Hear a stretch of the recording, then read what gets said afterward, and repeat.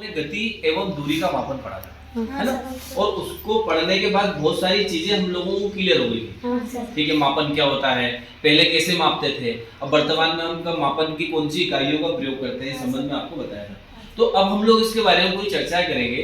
तो सबसे पहले तो हम लोग मापन से संबंधित जानकारी लेते हैं। तो मापन में आप लोगों को ये पता है ना कि पहले हम कैसे मापते थे? हाँ सर। कैसे?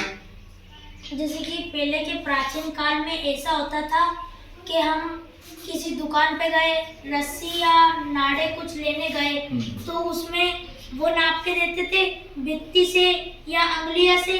जैसे कि मैं आपको नाप के बताता हूँ, जैसे कि यहाँ से नापा 1 2 3 4 5। अगर ऐसे ही अनुराग नापेगा तो उसके हाथों से कितना है?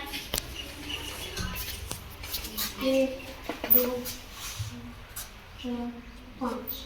मतलब आपके से 6 आ रहा है, इनके से 5 आ रहा है, तो इससे क्या हुआ सर? जैसे कि दुकान, जैसे कि मैंने मेरे हाथ से नापा तो उसमें ज्यादा आ गया।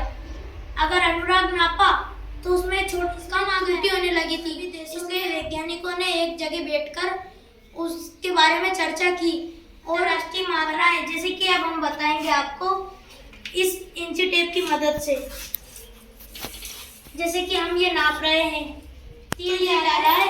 अगर ऐसे ही अनुराग नापेगा तो इसमें भी इतना ही आएगा। यहाँ पर भी 3 फीट आ रहा है। तो इससे क्या होगा, सभी मापन एक जैसे होने लगे और सभी दुकानदारों को भी फायदा होता है। और जैसे कि हम पेड़ का मापन करेंगे तो उसे स्केल की सहायता से मापेंगे तो वो नहीं नापेगा। और इसे अगर हम किसी रस्सी से या धागे से नापेंगे तो ये नप जाएगा। तो इसी हम इंच टेप से, जैसे कि 1 इंच बराबर वो रस्सी को नापेंगे और उस रस्सी को गोल लगाएंगे तो वो नप जाएगा और अपने को पता भी चल जाएगा कि वो कितने इंच का होती है, वो कितने प्रकार की होती है, उनको हम किस प्रकार से डिफाइन कर सकते हैं, कैसे हम समझ सकते हैं अपनी समझ के अनुसार, है ना। तो वो आप लोगों को बताना है। सबसे पहले कौन सा सरल देखी गति का उदाहरण? सरल गति का उदाहरण वाहन चलते कैसे बताओ जरा। सरल गति, क्योंकि ये रोड पर सीधे चलते हैं। Very good. अच्छा, आवर्ती गति क्या होती है बेटा? जैसे कि सर हम बता रहे हैं कि आवर्ती गति, जैसे कि हमने ये पत्थर में एक धागा बांधकर और जैसे कि इसको तेजी से छोड़ा है तो ये आवर्ती गति करने लगा है, क्योंकि एक निश्चित समय अंतराल पर वो अपने स्थान पर आ रहा है। तो है। ऐसी गति को हम क्या कहेंगे? आवर्ती। आप बताओ सर जिसमें घड़ी रहती है, सर कांटा से घड़ी का जो कांटा है सेकंड वाला घूम रहा है ना। हाँ सर, ये यहाँ पर घूम रहा है ना, ये वर्तुल गति है सर। ये अच्छा, इसके अलावा वर्तुल गति का और कोई उदाहरण? सर जैसे कि पंखा चलता है, ये पंखा चलेगा तो ये भी वर्तुल गति करेगा। अच्छा, वर्तुल गति का उदाहरण है। अच्छा ठीक है। और इसके अलावा आवर्ती गति तो बताया ना, आवर्ती गति का उदाहरण होता है पेंडुलम होता है, वो भी एक निश्चित समय अंतराल के बाद होते हैं। और इसके अलावा झूला कैसे होता है ना, स्थान पर आता है सर। जैसे कि सर झूला डबल इधर आता है, रिटर्न हो जाता है। झूले की गति कैसी गति होती है? आवर्ती गति, है ना, क्योंकि वो एक निश्चित समय अंतराल के बाद अपने स्थान पर आ जाती है।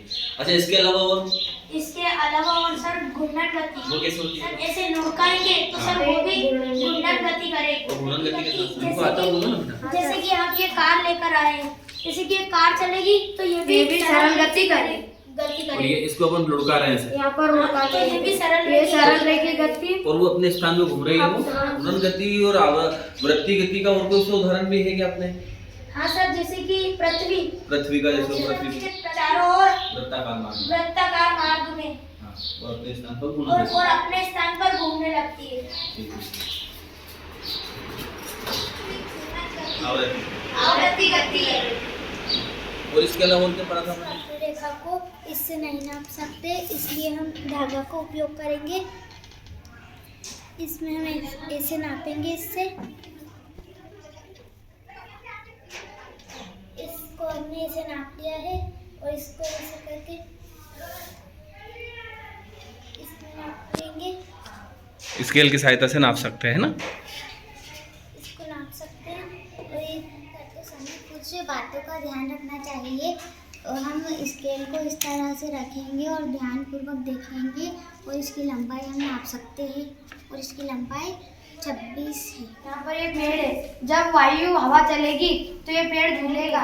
और सरल गति की बात करें तो सरल गति में जो हमारे इंडियन आर्मी के जवान हैं, जब उनकी परेड होती है तब वो जब चलते हैं, परेड होती है, तो उसे भी हम सरल रेखी गति कहते हैं। और आवृत्ति गति की बात करें तो जो घंटी रहती है उसे जब हम बजाते हैं तो वो आवृत्ति गति करती है।